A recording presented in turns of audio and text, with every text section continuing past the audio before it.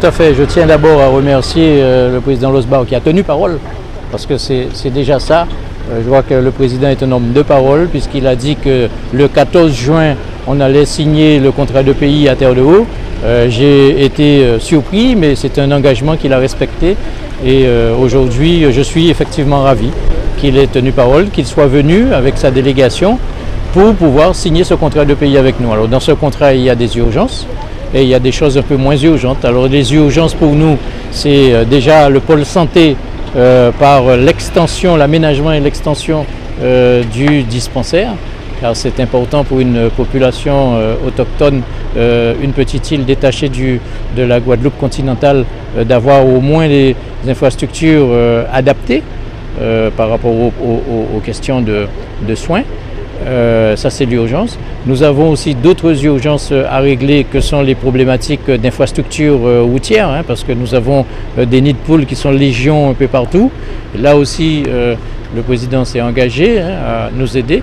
Et avec ces infrastructures, nous allons aussi construire des aires de parking, ce qui sera beaucoup plus aisé aux piétons de pouvoir retrouver les rues du bourg, tout en permettant aux uns et aux autres qui sont motorisés de pouvoir se garer sur ces aires de parking qui seront aménagées. Tout à fait, parce que même si on fait des beaux discours, c'est sur le terrain qu'on se rend compte vraiment de la problématique et comment trouver des solutions inventives pour justement sur un petit territoire de 5 km², il faut trouver des solutions adéquates.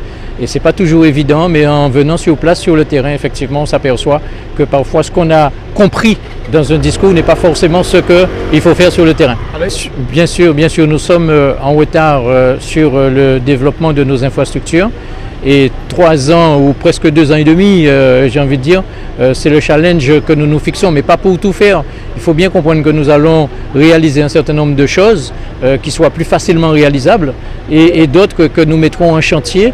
Mais ces 2 ans et demi, je l'espère, ce serait qu'une transition pour permettre à la population de nous confier un nouveau mandat en 2026 et dérouler pleinement notre programme d'action. Oui, ça a été un moment pour moi de venir aussi accompagner du président parce qu'on y vient régulièrement. Nous sommes des élus du canton, donc nous sommes sur Terre de Haut et Terre de Bas régulièrement. Et aujourd'hui, ça a été un plaisir d'accompagner le président parce que le département va s'engager aux côtés de la commune de Terre de Haut sur de nombreux projets que nous avions déjà identifiés depuis la campagne des départementales et nous en sommes ravis aujourd'hui si cela peut se concrétiser. Avec une oreille attentive comme nous l'avons promis aux habitants de Terre de Haut lors de la campagne.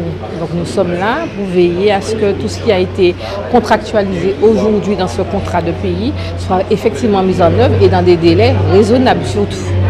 Effectivement, le contrat pays, c'est aussi l'occasion d'être sur le terrain, de rencontrer la population et les différents acteurs, puisqu'il est vrai qu'il y a une signature de manière officielle, mais lorsqu'on vient sur place, on se rend compte qu'il est nécessaire parfois d'aller plus loin. Je prendrai l'exemple, nous venons de signer pour la construction donc, de la piscine, mais lorsqu'on vient sur place, on voit l'utilisation de la plage, l'aménagement des bateaux. Et là, j'ai demandé à mes services qu'il puisse y avoir une étude complémentaire de manière à mieux organiser tout cela.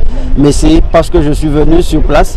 En venant sur place où il va y avoir la déchetterie, on se rend compte qu'il y a un problème pour le quai, pour l'approvisionnement des bateaux. Et là aussi, donc, nous allons faire une étude pour permettre que les choses puissent se faire de meilleures conditions. C'est en venant sur place aussi pour le dispensaire, puisque nous pensions que c'était la réhabilitation. Or, lorsque le médecin nous explique, on se rend compte qu'il faut des salles supplémentaires, qu'il faut un aménagement complémentaire. Donc, on fera venir un architecte pour faire ces éléments. Donc, cette nécessité de contractualiser, mais aussi surtout cette nécessité d'être sur le terrain. Aujourd'hui, nous avons signé 10 contrats pays, mais ce que j'explique, c'est que la Guadeloupe, c'est un archipel.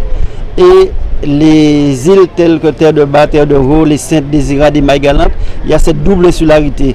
Et c'est pour cela que vous voyez que sur 10 contrats pays, nous avons déjà signé 5 avec les îles. Il ne reste que Désirades pour lesquelles nous intervenons déjà fortement, indépendamment de contrats pays. Donc c'est vraiment pour donner cette dimension au caractère archipélagique de la Guadeloupe et montrer que tous les territoires doivent être accompagner comme il faut pour que nous ayons une Guadeloupe forte et unie. C'est un engagement qui a un mois que j'avais pris avec le maire, et ma très grande satisfaction, c'est que mes services administratifs, cabinets ont fait ce relais et que nous soyons là aujourd'hui pour faire avancer les choses.